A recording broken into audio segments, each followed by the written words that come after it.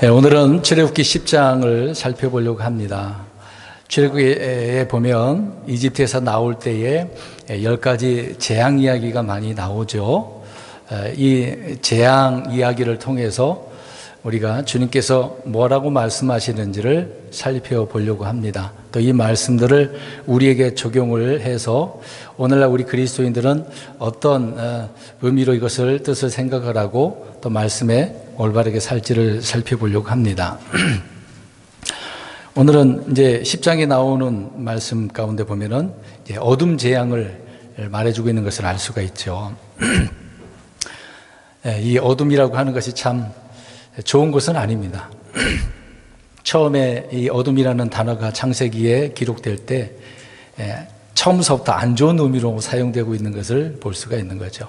그러니까 오늘 이 재앙이 그렇게 좋은 것은 아니다. 물론 10가지 재앙 좋은 것은 하나도 없거든요. 주님께서는 모세와 아론을 통해서 이 세상에 그 누구도 볼 수 없는 정말 하나님의 권능과 신성과 그 위엄을 이런 재앙들을 통해서 보여주셨죠. 특히 이제 파라오를 향해서 보여주시지 않습니까? 파라오는 그렇지만 여전히 마음이 어떤 상태였어요? 강팍, 만악한 것을 보게 되어집니다.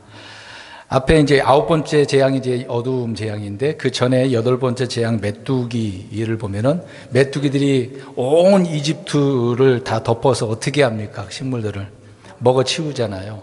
그 전에 이제 우박이 내렸을 때 7번째 재앙 아닙니까? 내렸을 때 그나마 좀 남겨둔 부분들이 있습니다만은 그런 것까지라도 다 먹어 치우니까 이집트에 있는 사람들 얼마나 고통스럽겠어요. 그때 이제 파라오는 급히 모세를 부르지 않습니까? 이제 8번째 재앙 가운데 보면 16절에 10장 16절에 나와 있는 부분이지만 내가 주 너희 하나님과 너희에게 죄를 지었다, 범죄하였다라고 이야기를 하죠. 어느 쪽 이런 이야기 들을 때는 어느 정도 죄를 시인하구나라는 것을 알 수가 있습니다.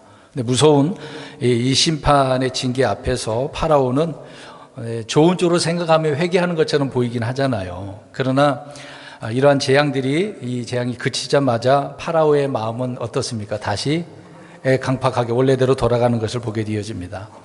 우박이 내려지죠. 또 메뚜기가 덮치는 그런 동안에 뭔가 변화의 조짐을 보이는 것처럼 보이는 것입니다.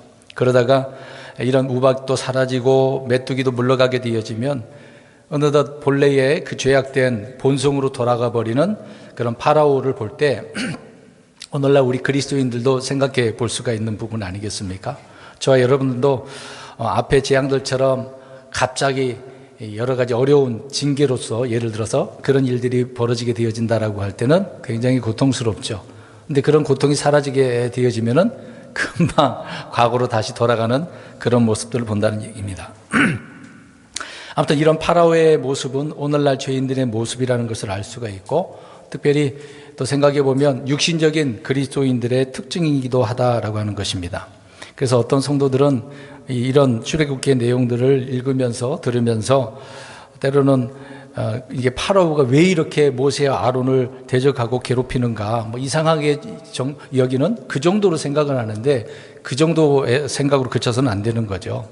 이런 것들을 살펴보면서 나 자신에게도 발견될 수 있다라는 것을 우리는 이제 기억하고 깨달아야 된다라고 하는 부분입니다. 그래서 저는 주로 설교를 할 때 하나님의 말씀들을 삶 속에서 적용을 해서 내가 어떻게 결단하고 순종하며 살까라고 한 그런 내용의 설교들을 하고 있습니다.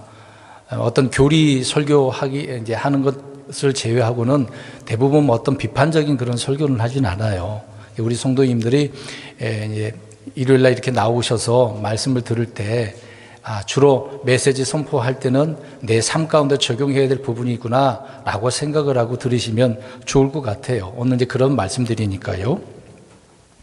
구약 역사를 통해서 이스라엘을 보게 되어지면 계속해서 이제 그들이 죄를 범하고 다시 회개를 하고 어떤 이렇게 반복적인 부분이잖아요.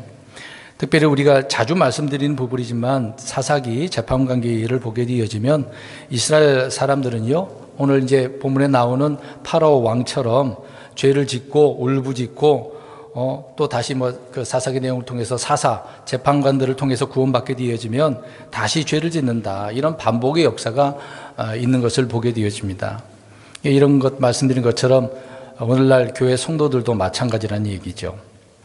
파라오를 계속해서 생각해 보시기 바랍니다. 앞에 재앙들을 우리 생각해 보면 자신이 당하는 손해가 얼마나 컸겠어요. 그냥 하나의 내 집만이 문제가 아니잖아요. 이집트, 온 이집트에 대한 손해, 물론 그것이 다 자기 것이니까, 그러니까 자신이 당하는 손해, 또 이집트가 막대한 어떤 피해를 입는 거, 그래서 뭐 얼마나 가슴을 쳤겠어요. 이것들이 다 손해를 보고 있으니까 경제적인 손실이 얼마나 크겠습니까? 국가적으로도 위기에 되어지니까요.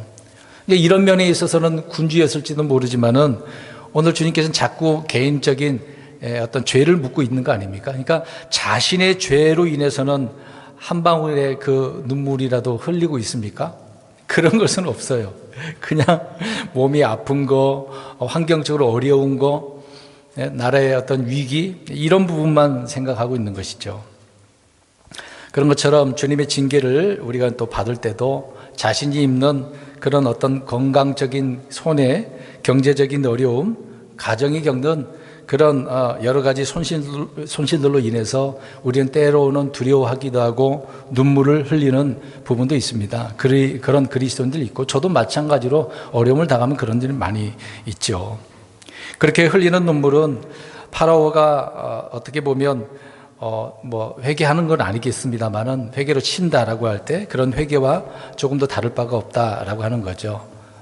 우리는 항상 그런 식이다라는 것입니다. 그런 눈물과 그런 회개는 정말 상황이 정상적으로 돌아오게 되어지면 다 안개처럼 사라져버리는 그런 부분이라는 거죠. 우리는 그런 회개를 해서는 안 되는 겁니다. 회개라고 하는 것은 아예 하나님께 철저히 돌아가는 것을 이야기하는 거잖아요. 그래서 리펜트라고 하는 겁니다. 하나님은 죄를 오래 참고 긍휼을 풍성히 베푸시는 분이시긴 합니다만은 그 제아와 계수의 한계점을 넘어서게 되어지면 그냥 그 마음이 버림받아 가지고 있는 그런 마음이라고 한다면 그대로 내버려두는 것을 보게 되어집니다.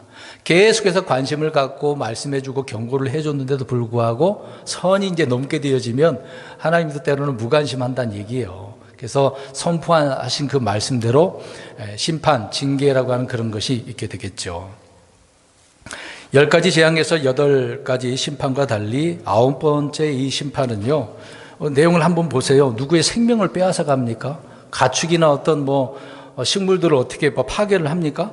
재산상의 피해를 주는 그런 내용이 하나도 없어요. 단지 어떻게 한 상태입니까? 오돈밖에 없어요. 이것밖에 없어요.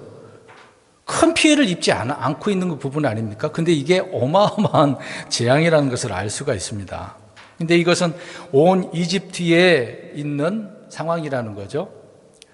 그러니까 온 이집트의 앞이 보이지 않는 짙은 어둠, 캄캄한 흑암을 하나님께서 행하신 것을 보게 되어지죠.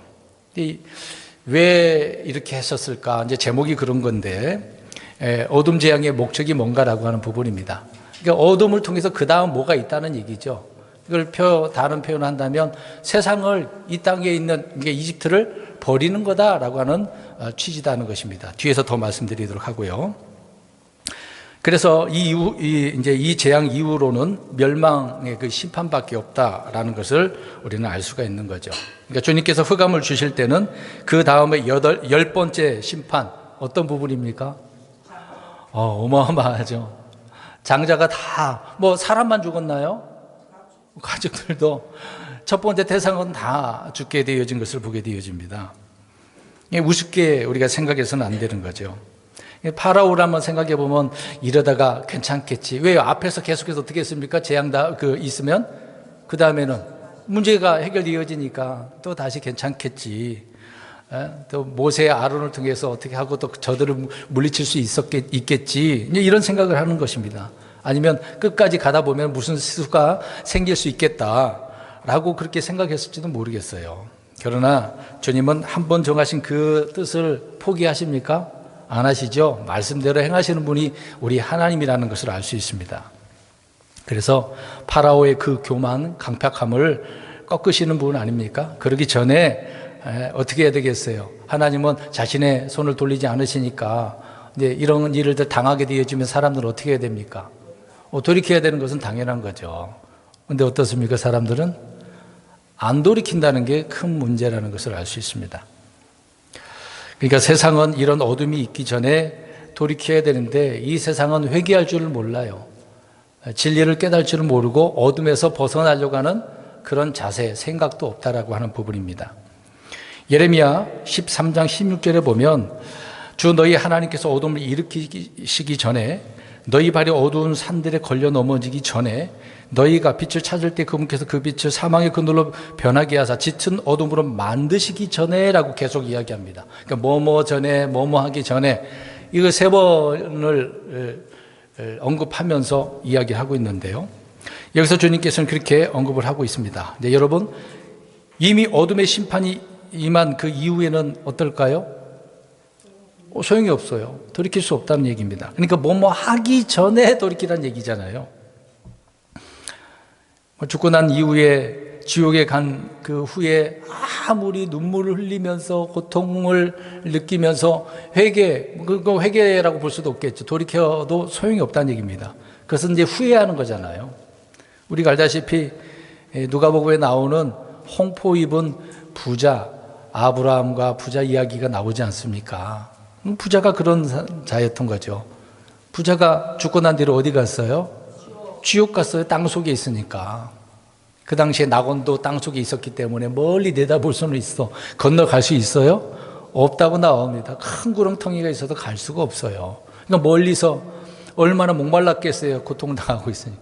물도 혀에다가 찍어달라고 할 만큼 큰 고통이었던 거죠. 그러니까 후회해도 소용없는 겁니다. 그러니까 뭐뭐 하기 전에, 그러니까 죽기 전에 주님께서 심판하시기 전에 어둠이 임하기 전에 깨달았어야 된다는 얘기죠. 그래서 사람들은 지금도 그렇습니다. 복음을 이렇게 듣고 난 그런 상황 들을 때에 이런 자세가 되어서는 안 되는 거죠. 뭐뭐한 후에 이런 생각을 합니다.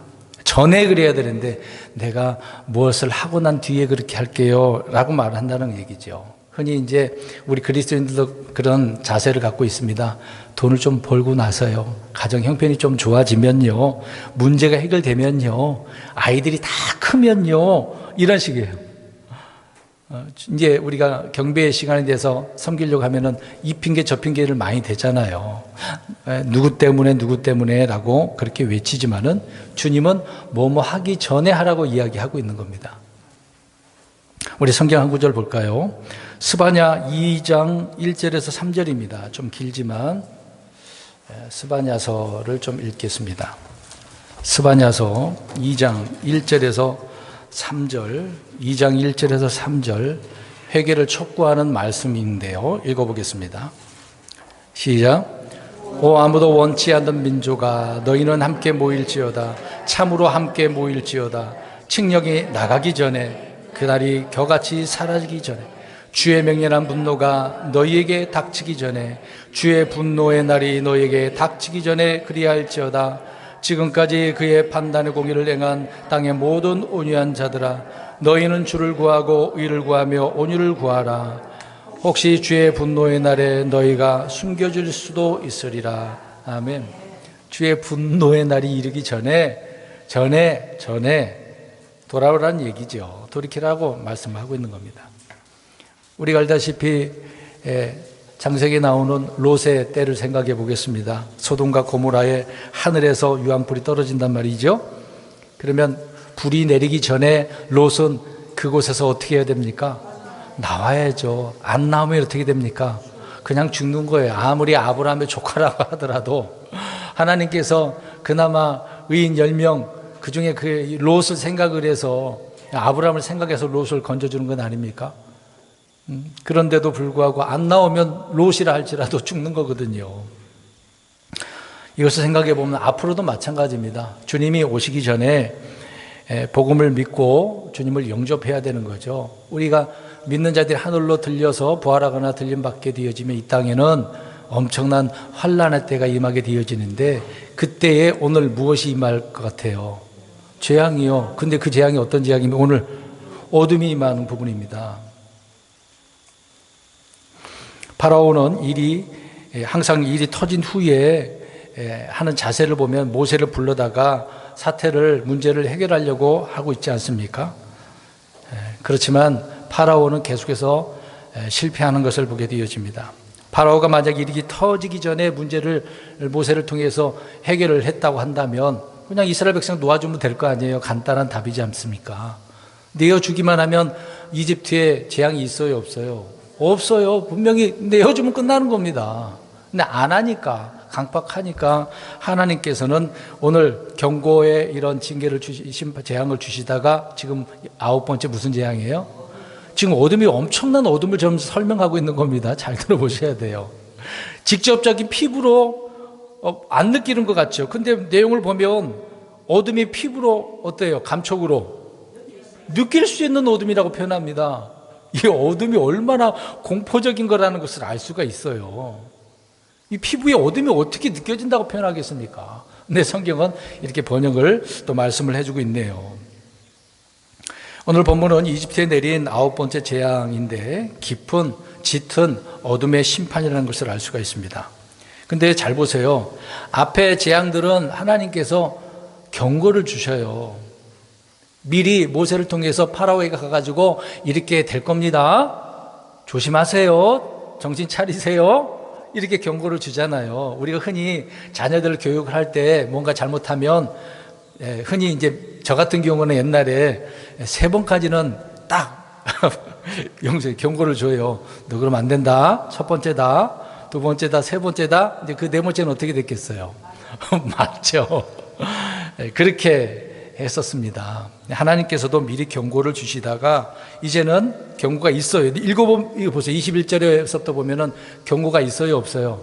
그냥 바로 8번째 재앙이 끝난 다음에 강팍하니까 돌이키지 않으니까 바로 어둠을 선포하게 되어지는 것을 보게 되어집니다. 그러니까 무시무시한 거예요. 이 어둠은요. 저와 여러분들에게도 뭐 이런 재앙은 아니겠습니다만 영적인 뒤에서 말씀드리겠습니다만은 이런 어둠의 상태가 있게 되어지면 하나님께 경고가 없다니까요. 앞에 여러 가지 것들로 경고를 미리 주지만 선을 넘으면 나도 모르는 이런 어둠이 오게 되어지는 겁니다.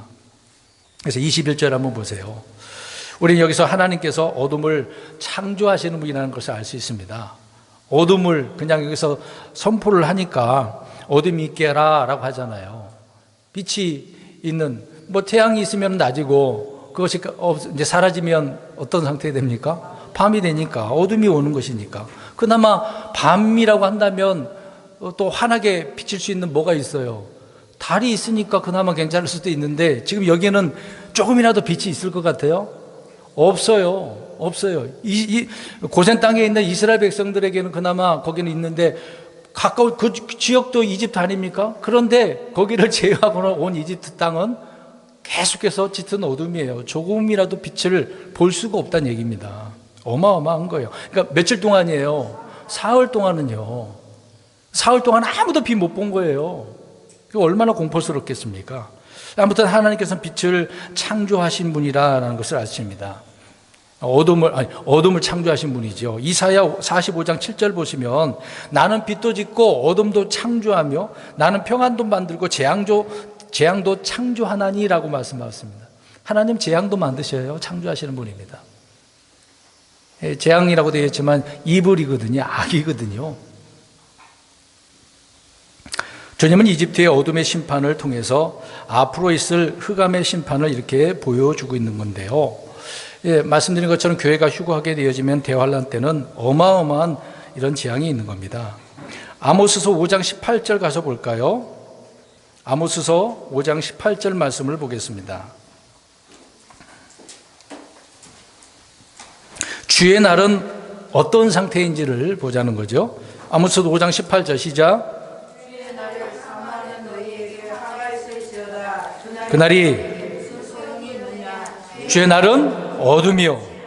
왜? 주의 날, 주님이 임하시는 분노의 날은 어둠의 날이 돼요. 빛이 아니란 얘기입니다. 무시무시하죠. 20절에도 그렇게 말씀을 하고 있어요. 그러니까 앞으로 대환란 때는 이 세상에 있게 될 어둠에 대한 이 하나의 예표예요. 예표. 9번째 재앙이 그렇다는 얘기입니다. 다른 모든 재앙들이 다 대환란에 있을 재앙들이거든요. 계시록 16장 10절에도 다섯째 천사가 자기 대접을 짐승의 자리 위에 쏟아부음에 그의 왕국이 어둠으로 가득하고 되어져 있습니다. 앞으로 그렇게 된다는 얘기죠. 그러니까 주님은 이 어둠을 심판의 도구로 사용하고 있다는 것을 알 수가 있는데, 이는 이집트의 파라오의 온 세상이 누구를 숭배했기 때문에 그럴까요? 이집트는 뭘 숭배해요? 잘 모르세요? 뭐 뱀이 있고 소이 있고 그러니까 물론 그런 신들이 있어요. 주로 그들이 섬기는 숭배하는 신이 있어요. 태양신이에요. 태양. 그러니까 라라고 해요. 라라고 합니다. 이게 태양을 말하는 거거든요.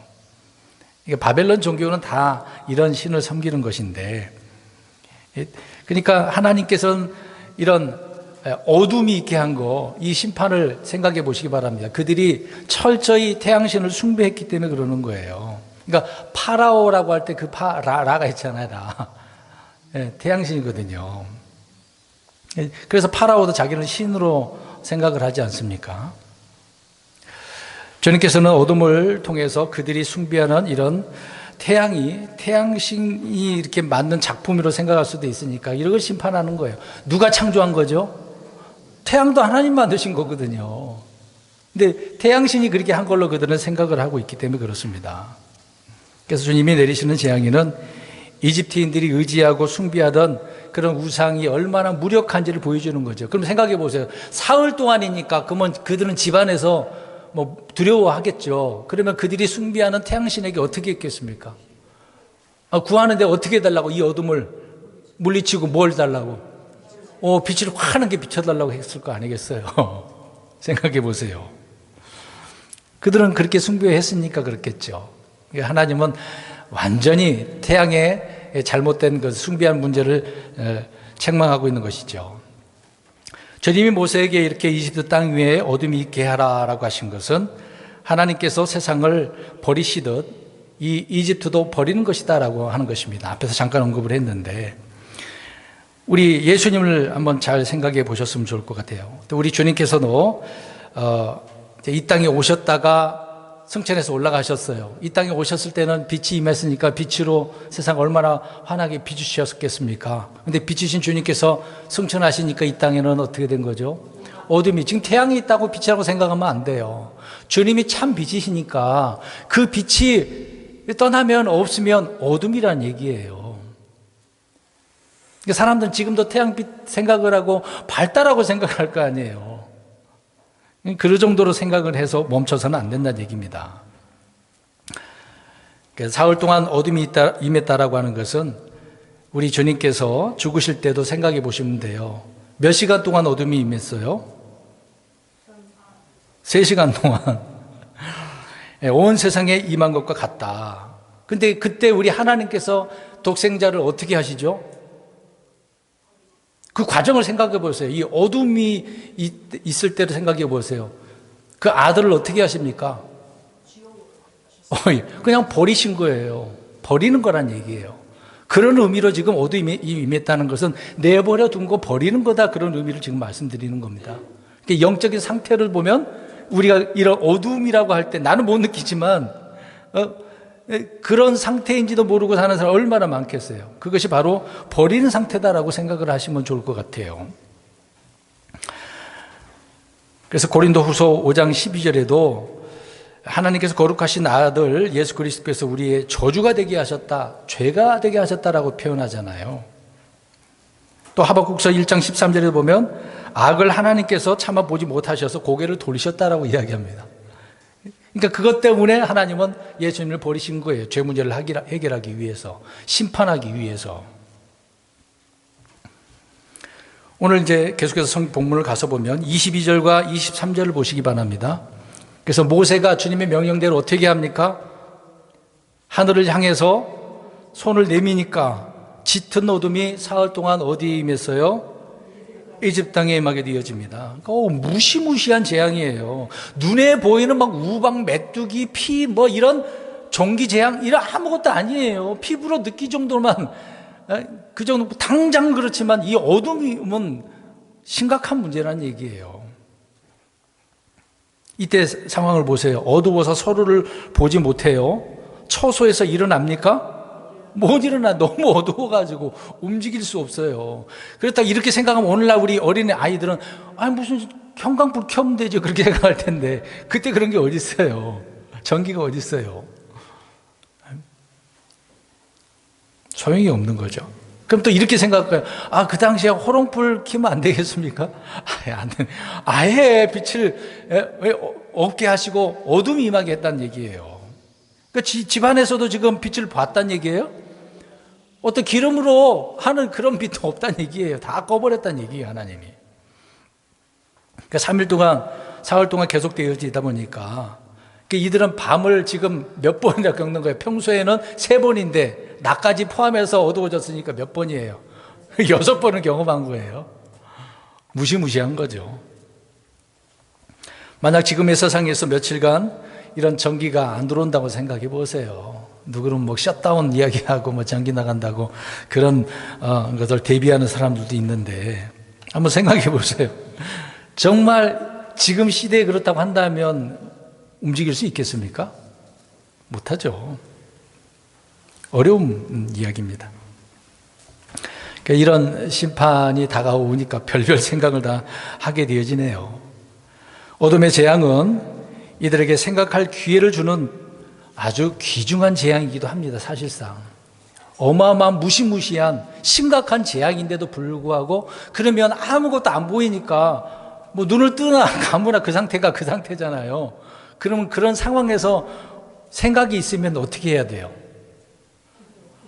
그동안에 재앙을 경험을 했으니까 우리가 잘못했구나. 파라오도 마찬가지로 주님의 말씀대로 내가 그렇게 실행을 해야 되겠구나. 그런 생각을 가져야 되는 부분이 아니겠습니까? 이게 생각할 수 있는 어떻게 보면 하나의 기회가 되는 거잖아요. 기회. 이들이 정말 깊이 깨닫고 회개할 수 있는 그런 기회였음에도 불구하고 죄인들은 어떻습니까? 어둠 속에서 더욱더 강팍하는 거예요. 오늘 파라오만 보면 알 수 있어요. 이집트 사람들이 회개했겠어요? 그런 사람 없어요. 뉘우친 사람 없어요. 그러니까 악한 사람은 이런 상태가 되어지면 더 악해지는 거예요. 강팍하다는 것을 알 수가 있습니다. 그러니까 생각할 수 있겠어요? 자신을 돌아보지 않는 거예요. 그래서 이런 부분을 생각해 보면 이런 어둠은 영적인 하나의 속박이다라는 것을 알 수 있습니다. 왜요? 왜 속박입니까? 며칠 동안?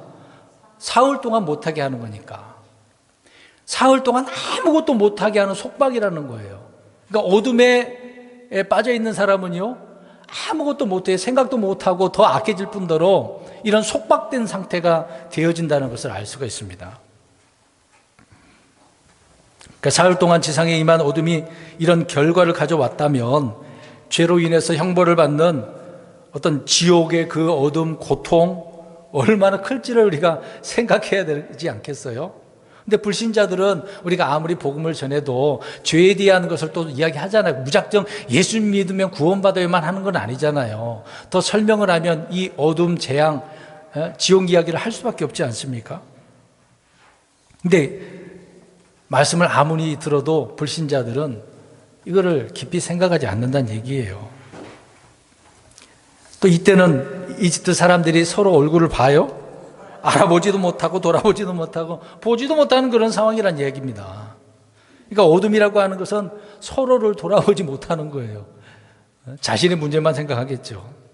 그래서 어둠 가운데 거하는 사람들은 자신 외에는 아무도 볼 수 없다. 그 얘기입니다. 그러니까 생각도 못할 뿐더러 볼 수도 없어요.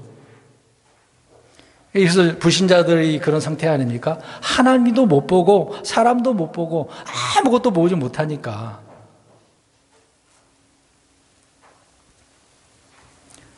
심지어 어둠 속에 있으니 지금 어떻게 하고 있어요? 일어나고 있습니까? 자기 초소에서 일어나지 못해 그냥 계속 앉아있거나 누워있을 수밖에 없다는 얘기예요. 나오지 못한 그런 상태를 말하고 있는 거죠. 잠언서 4장 19절에 보면은요, 사악한 자들의 길은 어둠 같아서 그들은 심지어 어디에 걸려 넘어지는지도 알지 못하느니라. 넘어졌는데 어디에 걸려 넘어지는지도 모르는 거. 그렇게 설명을 하고 있는 거예요. 그러니까 내가 죄 때문에, 강팍함 때문에, 교만함 때문에 이렇게 됐는데 그것도 모르고 더 어떻게 한다고요? 강팍했다. 그 얘기를 하고 있는 겁니다. 그러니까 사흘간의 어둠의 재앙은 지금 우리에게 생각해 보면 그리스도 안에 있지 않은 많은 사람들을 경고하고 있다는 것을 알 수가 있습니다. 믿는 자들도 마찬가지겠죠. 잠시 방황을 하면, 말씀을 멀리하면, 주님과 잠깐 떨어져서 그렇게 살게 되어지면 지금 어떠한 상태예요? 그거는 본인도 모른다고요, 지금요. 자기가 그런 상태인데도 불구하고 난 이 정도 이걸 해결하고 나아가야지, 그렇게 생각하면 안 돼요. 앞에서 뭐라고 그랬습니까? 뭐뭐 하기 전에라고 그랬잖아요. 근데 나는 뭐뭐 하고 나서 그렇게 생각을 한다는 게 문제라는 거죠. 또 3일간의 이런 어둠의 재앙은 이런 경고를 주고 있는데, 당시 누구라도 생각해 보세요. 고센 땅에는 무엇이 임하고 있습니까? 거기에는 빛이 이미 있어요. 만약에 그걸로 갔다고 한다면 그들에게 빛이 있었겠죠. 근데 그렇게 못해, 그런 상황 아닙니까? 어찌됐든 간에 그 고센 땅이라든지 주님께로 나아갔다고 한다면 나중에 이제 6월절 그 문설주 임방 그 심판의 흑암 또 심판이 있지 않습니까? 죽음의 재앙이 있잖아요. 그러면은 자기 집 앞에다가 양의 피를 바르면 어떻습니까? 죽어요, 안 죽어요? 안 죽어요. 안전했을 거 아니겠습니까? 앞에서 말씀드린 생각할 수 있는 그 기회이고 또 경고였던 것을 돌이켜야 되지 않겠습니까? 그래서 어디에 거하는가가 또 중요한 문제인 것이죠. 이스라엘 쪽으로 생각해 보세요. 이스라엘 백성들은 가나안 땅에 들어가서 떠나면 돼야 한대요. 어떤 일이 있어서 떠나면 안 돼요. 기근이 있어서 떠나면 안 돼요. 우리가 룻기서를 보면 나오미 가족들이 기근이 있어가지고 어디로 가요? 재산 다 들고 모압으로 가잖아요. 어떻게 돼서 잘 됐어요? 이렇게 되는 거예요. 이스라엘 백성들은 가나안 땅 떠나면 안 돼요. 그들은 가나안 땅에서 하나님을 잘 섬기면 정말 복되게 살아요. 근데 그들이 그렇게 하지 않았기 때문에 디아스포라를 해서 흩어져 살다가 지금 돌아가고 있는 상황 아닙니까? 다 돌아가지 못한 상황이죠. 지금 우리가 이것을 생각해 보면 우리는 누구 안에 거하고 있어야 됩니까? 그리스도 안에. 그리스도 안에 거하면 우리는 그리스도가 빛이시니까 어둠이 우리에게 존재할 수가 없는 거죠. 아직 주님을 영접하지 못한 사람들은 빛이신 주님을 영접하면 그리스도 안에 거하게 되어지는 것이기 때문에 어둠 가운데 거해야 안 해요. 거하지 않는다는 얘기입니다. 근데 돌아와야죠. 돌아오지 않은 사람들은 돌아와야 되는 것입니다. 자, 아무튼 하나님은 어두움 그 재앙 가운데서도 이스라엘에게는 빛을 주시네요. 이집트에는 어둠을 주시지만 이건 무엇을 의미합니까? 구별하고 계시는 거잖아요. 주님은 이집트와 이스라엘을 철저히 구별하고 계신다는 것을 알 수가 있습니다. 어둠에 있는 파라오의 궁정과 빛이 있는 이스라엘의 그런 거처 가운데 그러면 선택을 해야 되는 거잖아요.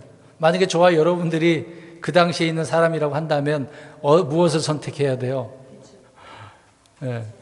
고센 땅, 하나님이 계신 곳, 이스라엘 가운데 그쪽으로 가면 될 거 아니겠어요? 어려운 것은 하나도 없지 않습니까?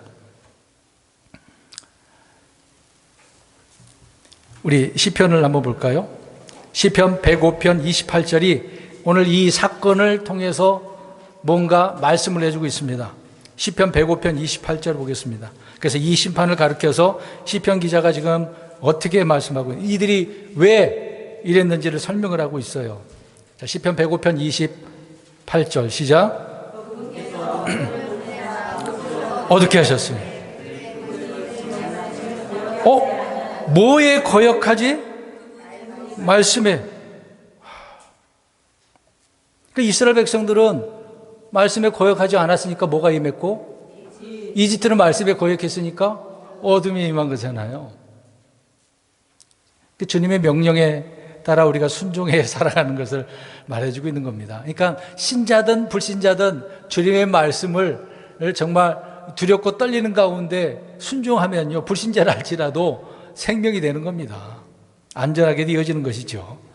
아무튼 대조를 이루어서 말씀을 하고 있네요. 이집트는 어둠을 밝힐 빛이 있어요, 없어요? 없어요. 근데 반면에 이스라엘은 어떻습니까? 거기에는 어둠이 임해요?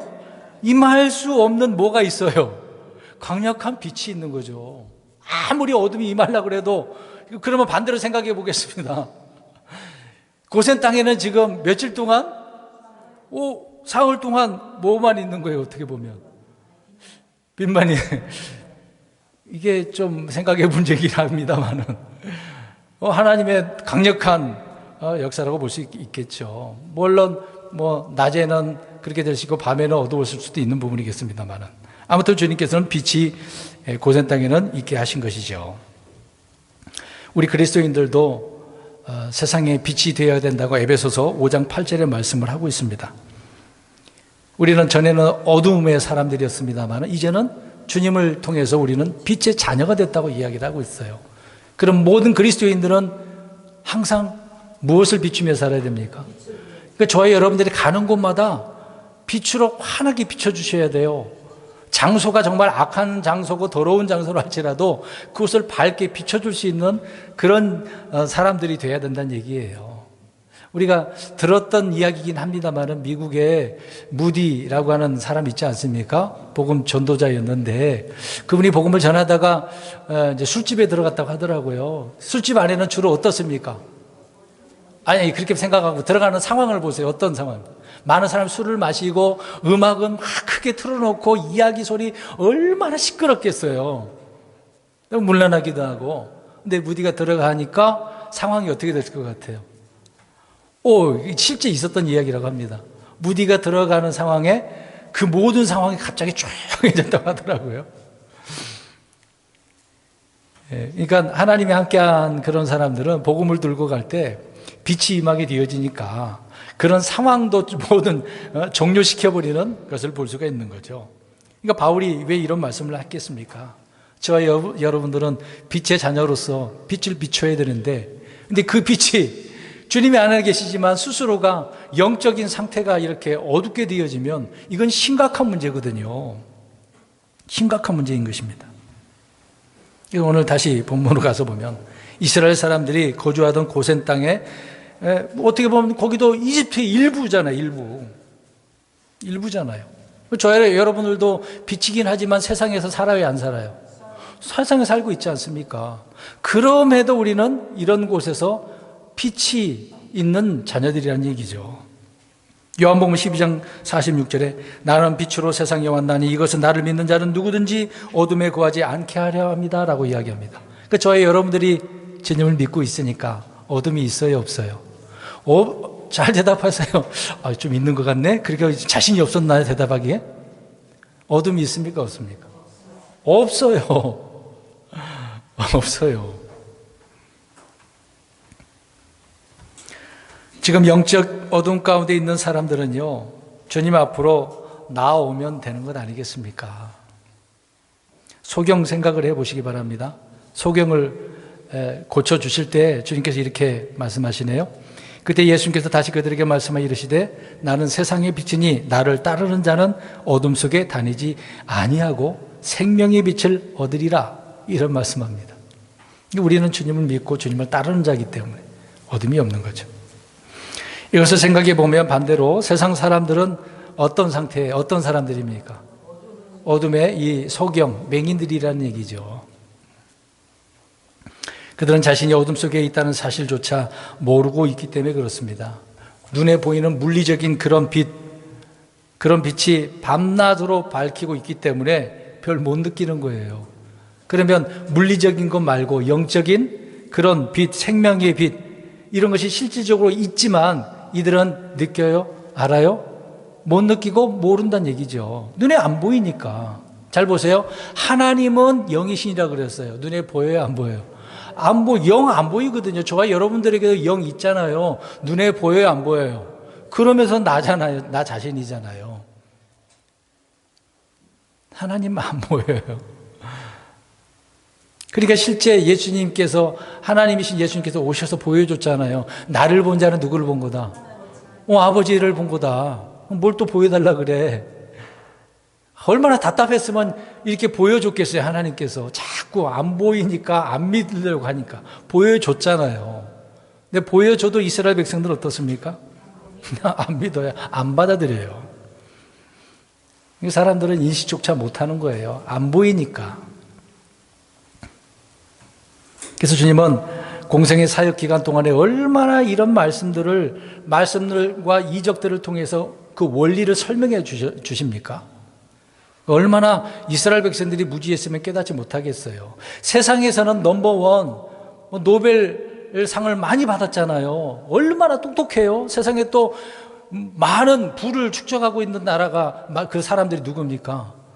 유대인들이잖아요. 그런데도 영적인 상태는 어둡죠. 육신적인 몸이 있다면 영적인 몸이 있는 건 아니겠습니까? 육신적인 생명이 있으면 영적인 생명이 있어요. 또 육신의 빵이 있으면 또 어떤 빵이 있습니까? 영적인 빵, 말씀이 있지 않습니까? 성경 다양하게 이렇게 말씀을 하고 있어요. 그러니까 이 세상에 나타나 보이는 것 그 이면에는 영적인 실체가 있어요. 실체가. 사람들은 물리적인 어둠을 밝히기 위해서 그러니까 태양빛이 없으면 만들어내잖아요. 전기를 만들어내가지고 볼 수 있게 하지 않습니까? 얼마나 불을 밝힙니까? 그러나 자신의 영적인 어둠을 밝히기 위해서는 아무것도 안 해요. 모르니까, 볼 수가 없으니까, 알 수가 없으니까. 지금 사흘 동안 뭐라도 하고 있습니까? 어떻게 하고 있어요? 아무것도 못하고, 보지도 못하고, 일어나지도 못하고 있잖아요. 그러니까 불신자들은 물리적인 어둠보다는 물리적인 빛을 사랑하고 있는 겁니다. 보여지는 그런 빛을 사랑하는 거예요. 그래서 오늘 이스트 사람들은 누구를 숭배하고 있어요? 태양신을. 뭐 아무것도 아닌데 신처럼 생각을 하고 있는 거 아니겠습니까?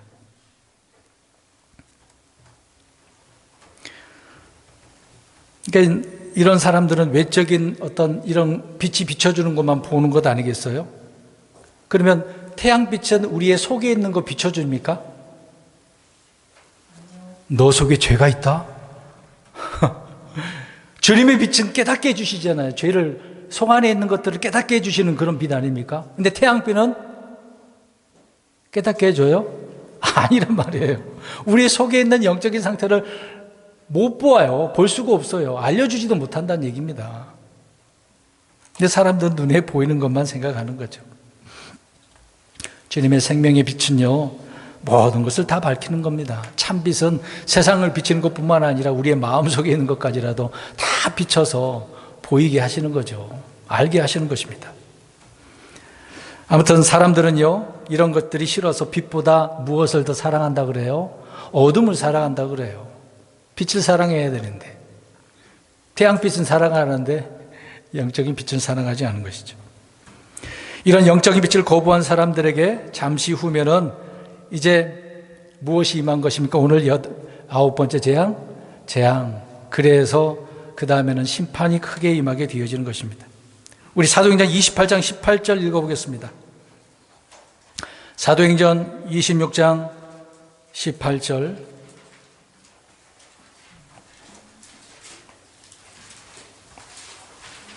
사도행전 26장 18절 읽어보겠습니다. 시작. 어둠에서 빛으로 사탄의 권세에서 하나님께로 돌아오게 하려며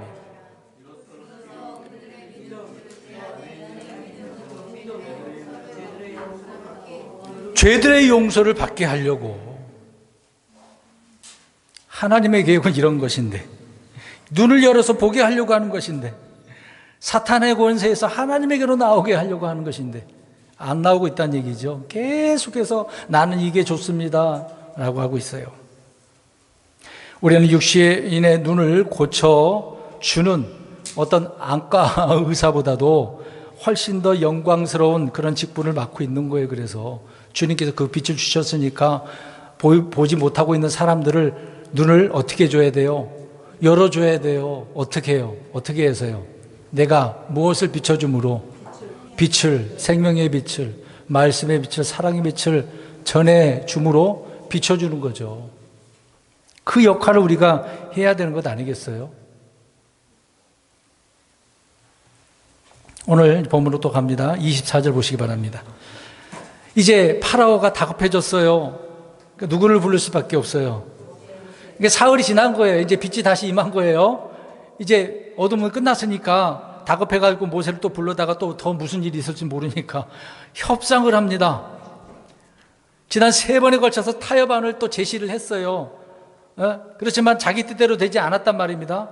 이번에는 파라오가 양보하는 것처럼 어떻게 합니까? 어린 것들은 데려가지만은 뭘 놓고 가라고? 양떼 소떼는 놓고 가.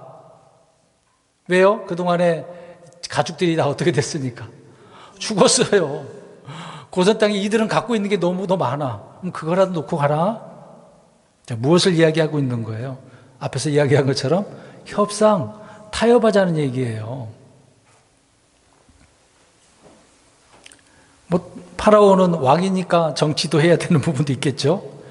이제는 그들이 가지고 있는 재물이라도 빼앗아야 되니까 타협을 하고 있는 것입니다. 양떼와 소떼를 두고 가게 되어지면 그들이 멀리 가지 못하고 다시 돌아올 수도 있으니까 이런 생각도 했겠죠. 우리 롯의 아내를 생각해 보겠습니다. 하늘에서 막 불이 내려. 근데 급히 지금 어떻게 해야죠? 도망가야 돼요. 산으로 도망가야 돼요. 근데 어떻게 합니까? 롯의 아내가 뒤를 돌아보죠. 왜 그랬겠어요? 미련이 남고 자기들이 가지고 있었던 거. 지금 아브라함과 같이 있을 때 어떻습니까? 롯도 부자였잖아요. 그런 것들이 생각나가지고. 그런 것처럼 이런 타협책을, 그래서 이스라엘 백성이 가다가 이것 때문에 돌아오게 하는 것으로 생각을 했을 수도 있겠죠. 자, 여기서 타협이라는 단어를 잘 생각하고 말씀을 드렸으면 좋겠습니다. 25절, 26절 보겠습니다. 자, 이렇게 타협하자고 하니까 모세가 뭐라 그래요? 안 돼. 반드시라고 이제 3번에 걸쳐서 말을 합니다. 타협하겠다는 거예요? 안 하겠다는 얘기예요? 안 하겠다는 거예요. 만약에 타협을 하게 되어지면 이 죄가 드러나게 되고 자신뿐만 아니라 이스라엘 민족의 생명도 또 계속 종으로서 살게 되어지는 거잖아요. 위험을 느끼게 되지 않겠습니까?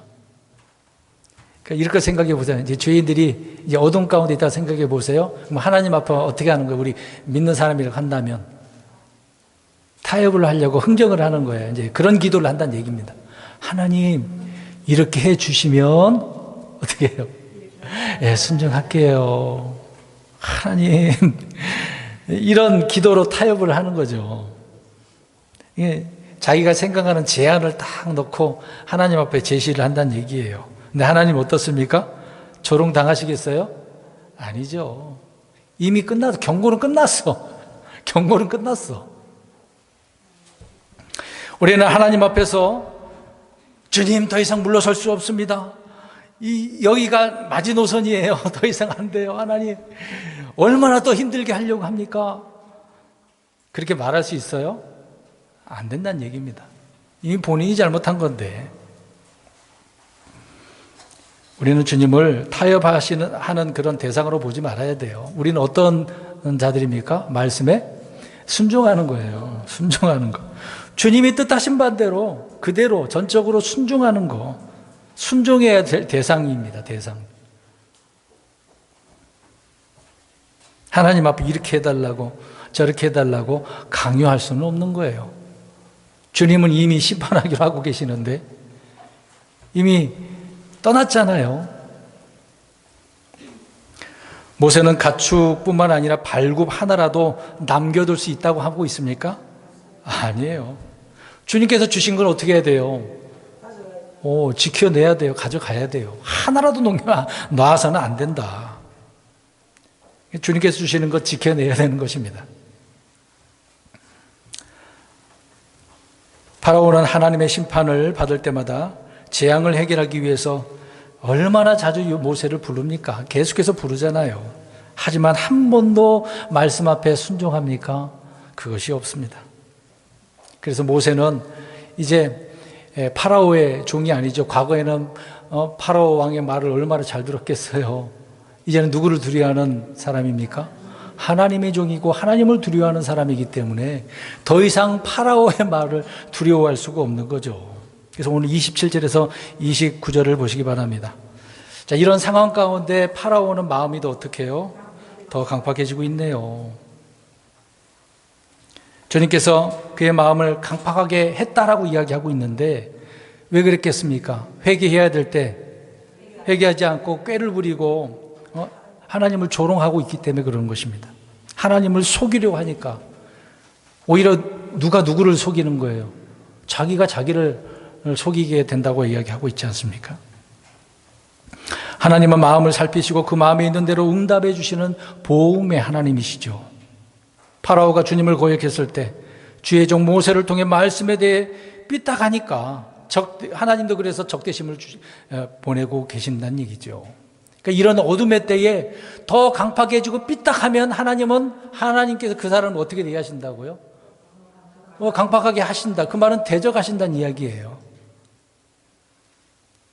무시무시하죠. 하나님이 이스라엘 백성들과 또 이거를 대조해서 파라오 교만하고 사악한 사람들은 이렇게 대한다고 이야기를 하고 있는 겁니다. 이제 이것을 우리에게 적용해서 말씀드리면 흔히 교회를 다니지만 파라오와 같은 이런 마음의 상태에 있는 사람들, 주님께서 파라오의 마음을 완악하게 한 그 사실에 대해서 하나님 뭐 이렇게 할 수가 있어? 좀 은혜 좀 베풀어 주시지? 그나마 좀 용서해 주면 안 돼? 이렇게 생각할 수도 있겠죠. 이해 못하는 분들이 있을 거예요. 누구를 할지라도 주님 앞에 이렇게 삐딱하게 보게 되어지면 그의 마음을 하나님께서는 어떻게 하신다고요? 강팍하게 하셔요. 그러니까 회개가 안 되는 겁니다. 그래서 파라오는 이제 모세를 어떻게 해버리려고 합니까? 너를 어떻게 해버리겠다. 다시 보면 너 죽여버릴 거야. 엄청난 협박을 하죠. 그러니까 안 보겠다는 얘기잖아요. 그래서 모세도 어떻게 한다고 합니까? 안 볼 거예요. 걱정하지 마세요. 안 볼 거예요. 근데 다시 봐요, 안 봐요? 한 번 더 보잖아요. 한 번 더. 한 번 더 봐요. 장자죽음을 해서 불러가지고 이제 어떻게 하라고 그래요? 이제 도저히 할 수가 없어. 그 말 한마디 하려고 다시 얼굴을 봐요. 죽이지는 못하는 거죠. 이러다가 이제 장자도 죽었으니까 누구도 죽을 것 같아. 자기도 죽을 것 같아가지고. 사람이라는 게 그렇습니다. 여러분 생각해 보세요. 지금 동일한 하나님의 역사를 보고 듣고 있지 않습니까? 그렇지만 모세는 정말 사람다운 그런 성장한 사람의 모습을 보여주지만 파라오는 어때요? 눈으로 보고서도 들으면서도 마귀의 본성을 드러내는 육신적인 그런 사람들이라는 거죠. 우리는 어떤 사람이 되어야 되겠습니까? 더 강팍해지는 하나님께 내버려 버리시는 그런 사람? 안 되죠. 영적인 상태가 이렇다고 한다면 이건 심각한 문제라는 것입니다. 그러니까 경고를 주었을 때 심판이 임하기 전에 어떻게 해야 돼요? 돌아서야 되는 것이 올바른 자세라는 것입니다. 오늘날 우리가 많은 그리스도인들이 주님 앞에 이런 은혜를 받았음에도 불구하고 삶은 이런 어둠 같은 영적인 상태가 아무것도 생각도 못하고 하나님께 기회를 주신 거잖아요. 그런 가운데 더 강팍해지고 이게 더 심각하면은 타협하려고 하나님 앞에 제한을 걸면서 하나님 여기 더 이상은 안 돼요. 더 이상은 안 돼요. 왜? 그 나머지 거라도 하나님 어떻게 하시겠어요? 가져가시는 거예요. 있는 거 다 가져가죠. 그것까지는 하나님 가져가야 이 사람이 어떻게 할 것 같아? 돌아설 것 같아. 이미 어둠이 오면 그렇게 된다는 얘기예요. 그러니까 그러기 전에 주님 앞에 나아가야 되는 거죠. 다 내려놓고. 그러니까 정신 차려야 돼요. 지금은 어둠의 때고요. 주님께서는 이미 경고가 끝났어. 경고가 끝나고 어떻게 하기만 하면 돼요? 저 공중으로 오시기만 하니까 어떻게 해야 돼요? 우리가 기다리고 소망하고 있어야 돼요. 주님의 말씀에 따라 빛의 자녀로 세상을 더 밝히려고 우리 가정도 밝히고 부부간에도 자녀간에도 환하게 밝히며 살아가야 되지 않겠습니까? 근데 왜 스스로가 계속해서 이런 어둠의 상태로 살려고 하는지 모르겠어요. 우리는 그런 사람이 되어서는 안 되는 것입니다. 우리 개인적으로도 우리 가정적으로도 우리 교회도 마찬가지고 빛이 임하는 정말 어둠은 없는 그런 상태의 영적인 상태의 삶을 살아가는 저와 여러분들이 되기를 간절히 바랍니다.